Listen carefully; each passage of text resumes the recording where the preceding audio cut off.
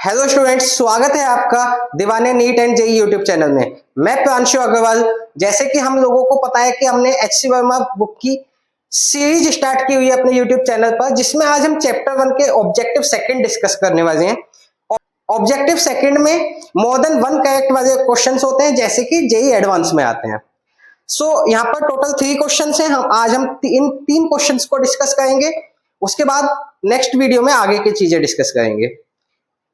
Question number 1 की तरफ चलते हैं। क्वेश्चन नंबर 1 में कहा जा रहा है द डायमेंशंस ml-1 t-2 में करस्पॉन्ड टू। एक डायमेंशन हमें दी गई है ml-1 t-2। ये डायमेंशन किसके करस्पॉन्डिंग है, मतलब इन चारों में से किसकी डायमेंशन है ये वो आइडेंटिफाई करना है।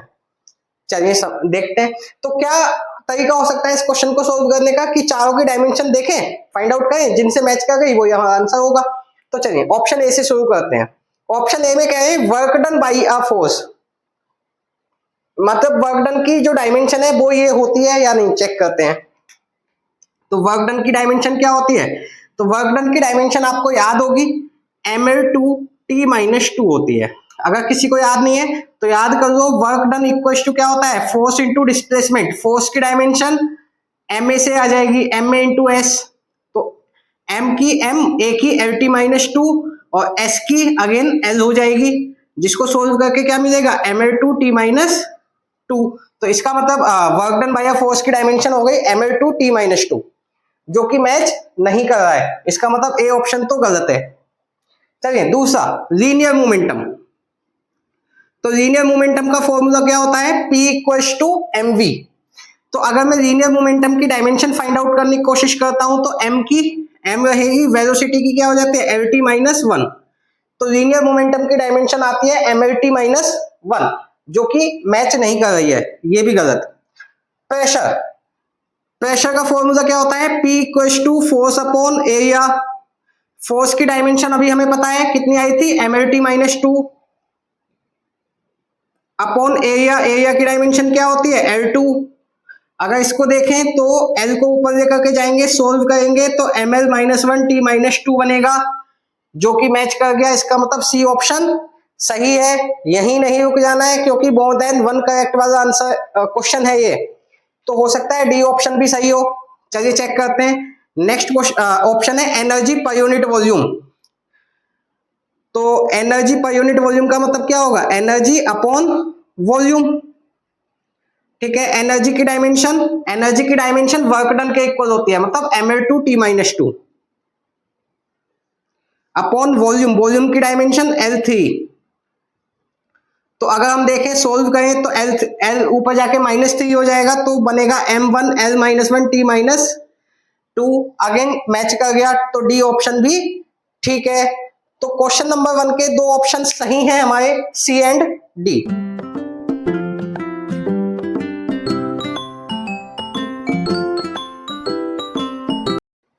ओके, सो अब मूव करते हैं क्वेश्चन नंबर 2 की तरफ। क्वेश्चन नंबर 2 में बोला गया है चूज द करेक्ट स्टेटमेंट्स। ये 4 ऑप्शन में 4 स्टेटमेंट्स आपको दिए गए हैं। इन चारों में से आपको बताना है करेक्ट स्टेटमेंट कौन सा है। एक सही हो सकता है, 2 सही हो सकते हैं, 3 या चारों भी सही हो सकते हैं। मल्टीपल चॉइस क्वेश्चन है। चलिए देखते हैं। फर्स्ट स्टेटमेंट, अ डायमेंशनली करेक्ट इक्वेशन में बी करेक्ट। एक डायमेंशनली करेक्ट इक्वेशन करेक्ट होती है। तो इस क्वेश्चन को समझने से पहले आप एक बात याद कर लीजिए। ये बात मैंने अपने जब लॉन्ग वीडियो डायमेंशन वाली अपलोड की थी, उसमें भी आपके साथ बहुत अच्छे से डिस्कस की थी। अभी भी बता रहा हूं कि हम डायमेंशंस का यूज करके इक्वेशन की करेक्टनेस का पता लगा सकते हैं कि इक्वेशन करेक्ट है या नहीं है। लेकिन डायमेंशंस, अगर कोई इक्वेशन डायमेंशनली करेक्ट है तो ये कंफर्म नहीं है कि वो फिजिकली यानी कि फिजिक्स के अकॉर्डिंग भी करेक्ट होगी। हो भी सकती है, नहीं भी हो सकती है। यानी कि डायमेंशंस करेक्ट होने की गारंटी नहीं देता है। लेकिन अगर कोई इक्वेशन डायमेंशनली इनकरेक्ट है तो ये कंफर्म होगा कि वो फिजिकली भी इनकरेक्ट होगी। तो डायमेंशंस करेक्ट होने की गारंटी नहीं देता है, लेकिन इनकरेक्ट की गारंटी देता है कि अगर डायमेंशनली इनकरेक्ट इक्वेशन आई है तो वो फिजिकली इनकरेक्ट ही होगी 100%। समझे? चलिए, अगर ये बात समझ आ गई तो अब ये क्वेश्चन आपके लिए बहुत इजी हो जाएगा। क्या है फर्स्ट स्टेटमेंट में, द डायमेंशनली करेक्ट इक्वेशन में बी करेक्ट। एक डायमेंशंस के अकॉर्डिंग इक्वेशन करेक्ट है, तो क्या वो करेक्ट हो सकती है? तो मे बी करेक्ट, बिल्कुल हो भी सकती है, नहीं भी हो सकती है। तो ए ऑप्शन ठीक है। A dimensionally correct equation may be incorrect. एक इक्वेशन जो डायमेंशनली इनका एक ऐसी इक्वेशन जो डायमेंशनली करेक्ट है वो इनकरेक्ट हो सकती है। तो बिल्कुल अभी बताया, जो इक्वेशंस डायमेंशनली करेक्ट होती हैं वो फिजिकली करेक्ट भी हो सकते हैं, इनकरेक्ट भी हो सकती हैं। तो बी ऑप्शन भी ठीक हुआ। अब C option, are dimensionally incorrect equation may be correct. कोई इक्वेशन जो डायमेंशनली इनकरेक्ट है वो करेक्ट हो सकती है क्या? तो बिल्कुल भी नहीं। मैंने क्या बताया कि अगर कोई इक्वेशन डायमेंशनली इनकरेक्ट है तो 100% वो इनकरेक्ट ही होगी, उसके करेक्ट होने के कोई चांसेस नहीं है। इसका मतलब सी ऑप्शन रॉन्ग है कि incorrect, dimensionally incorrect equation correct हो सकती है, गलत है, नहीं हो सकती। A dimensionally incorrect equation may be incorrect. एक डायमेंशनली इनकरेक्ट इक्वेशन इनकरेक्ट हो सकती है, बिल्कुल इनकरेक्ट ही होगी, ठीक है। तो डी ऑप्शन भी सही है। तो इस क्वेश्चन में हमारे 3 ऑप्शन सही हैं, ए बी एंड डी। चलिए अब क्वेश्चन नंबर 3 की तरफ चलते हैं। क्वेश्चन नंबर 3 में भी हमसे कहा गया है कि choose the correct statements. Correct statements choose करने हैं। 4 ऑप्शन हमारे पास हैं, इन चारों ऑप्शन में से बताना है कौन कौन से करेक्ट होंगे। चलिए फर्स्ट स्टेटमेंट रीड करते हैं। बोला गया है all quantities may be represented dimensionally in terms of the base quantities. सभी क्वांटिटीज को रिप्रेजेंट किया जा सकता है डायमेंशनली उनके बेस क्वांटिटीज के अंदर। बिल्कुल सही बात है। डायमेंशन की डेफिनेशन ही ये है कि किसी भी डिराइव्ड क्वांटिटी को 7 फंडामेंटल या 7 बेस क्वांटिटीज की टर्म्स में लिखने को ही डायमेंशनल फॉर्मूला कहते हैं, ठीक है। तो किसी भी डिराइव्ड क्वांटिटी या बेस क्वांटिटी को उसकी बेस क्वांटिटीज की टर्म्स में ही लिखा जा सकता है। तो ए ऑप्शन सही है, बिल्कुल किसी भी क्वांटिटी को 7 बेस क्वांटिटीज की टर्म्स में लिखा जा सकता है। जैसे स्पीड को LT-1, एक्सेलरेशन को LT-2, इसी तरीके से जितनी भी क्वांटिटीज है सभी को 7 फंडामेंटल क्वांटिटीज की टर्म्स में लिखा जा सकता है, ठीक है। Second option, a base quantity cannot be represented dimensionally in terms of the rest of the base quantities। किसी भी बेस क्वांटिटी को डायमेंशनली दूसरी बेस क्वांटिटीज की टर्म्स में नहीं लिखा जा सकता।